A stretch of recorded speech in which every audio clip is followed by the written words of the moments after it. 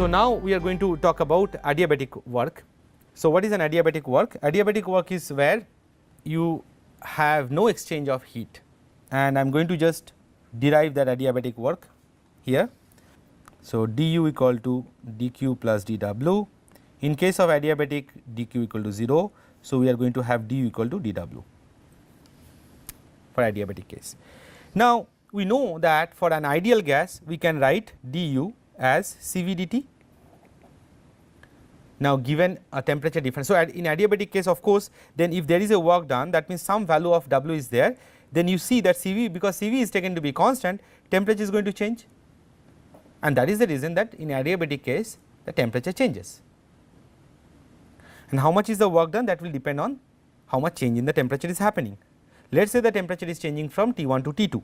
So in that case total change in U will be integration of Cv dt from T1 to T2, giving us Cv T2 minus T1. And since this is the amount of work done, so if the work done in adiabatic case is nothing but Cv T2 minus T1, that is when you write the work in terms of temperature. However, if you want to write that work in terms of pressure and volume, you are going to do a little bit more work, okay, and that is what we are going to do now. So let us go back again. So now we know that du equal to dw for ideal gas, or Cv dt equal to minus Pdv. Now for ideal gas we know that Pv equal to nRT, Pv equal to nRT, and therefore I am going to replace P by nRT by V. So Cv dt is equal to minus nRT by V dV, but left hand side I have a dt, which takes care of temperature change. So I have to bring this T below here, because there is a function of temperature. Cv dt by T is equal to minus nR by V dV. Okay. Now I can write Cv dt by T is minus R by V bar. V bar is V by N, molar volume dV. Now I integrate both sides. So when I am integrating from T1 to T2, what I am going to get is Cv ln T. So it is it was correct actually, T2 by T1, it was correct. Right hand side is minus R ln V2 by V1. I will put the bar. So now you see I have to equate them both. So in that case I am bringing Cv down below. So ln T2 by T1 is equal to minus R by Cv ln V2 by V1. And what is R by Cv? So R by Cv is, Cp minus Cv equal to R, right? Divide both sides by Cv, you will get Cp by Cv minus 1 equal to R by Cv, right. So R by Cv is Cp by Cv minus 1, and Cp by Cv is typically called gamma. So gamma minus 1 is R by Cv. So we can now write that ln T2 by T1 is equal to minus gamma minus 1 ln V2 by V1 bar. Okay. If I have a little bit more space here, I will write it. So how much we got? We got that T2 by T1 ln T2 by T1 was minus R by Cv ln V2 by V1. This was we had, and we showed that this is nothing but R by Cv ln, this was bar, V1 by V2. Okay.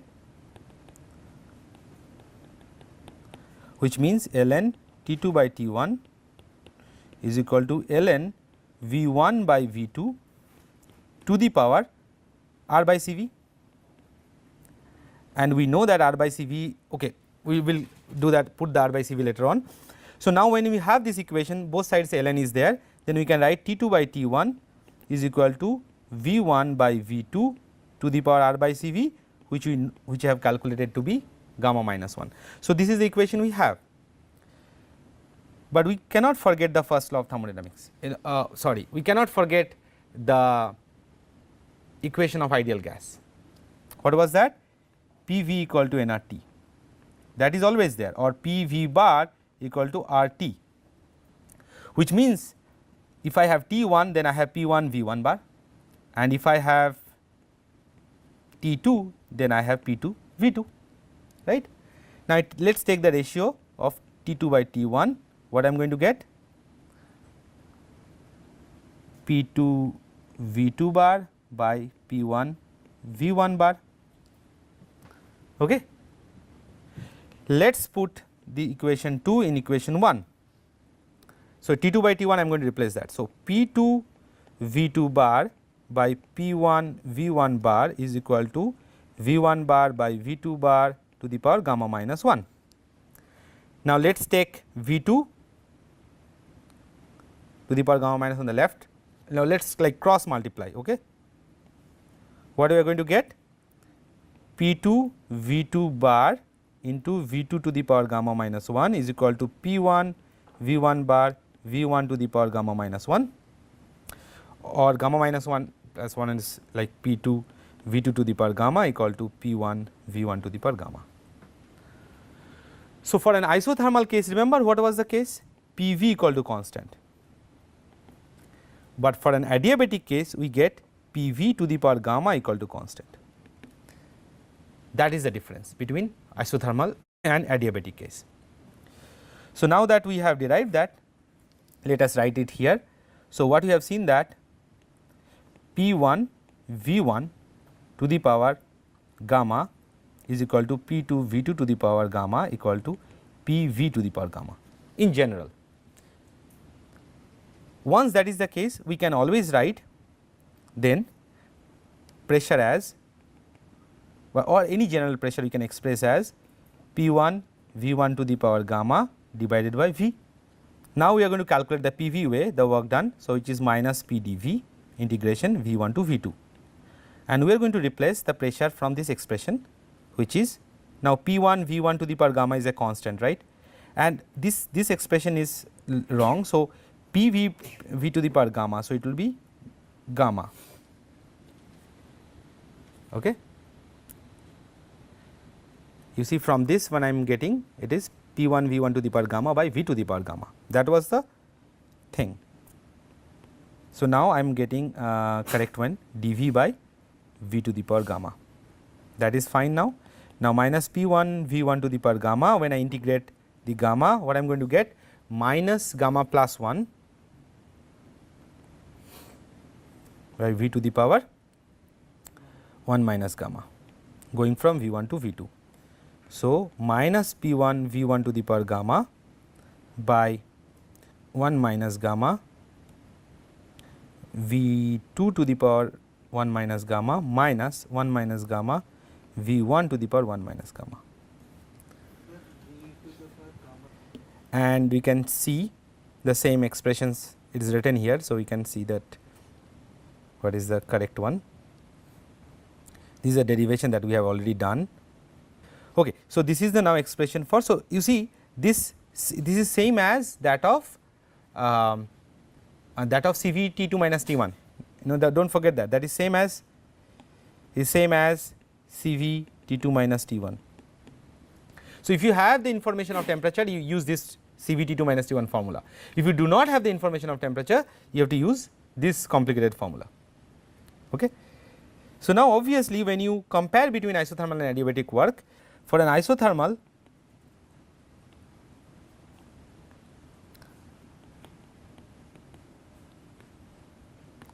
PV equal to constant, and therefore, P goes as 1 by V, right. For adiabatic case, adiabatic processes, PV to the power gamma is constant. So, therefore, P goes as 1 by V to the power gamma, and gamma is Cp by Cv, okay, which is R in case of ideal gas, and it will be like more than 1, values will be more than 1 and positive quantity.